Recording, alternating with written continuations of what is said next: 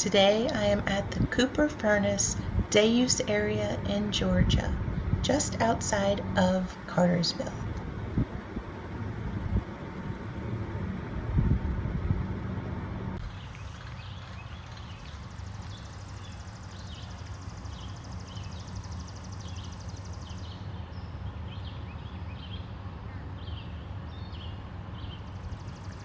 Apparently these ruins are an old iron furnace. Pretty cool.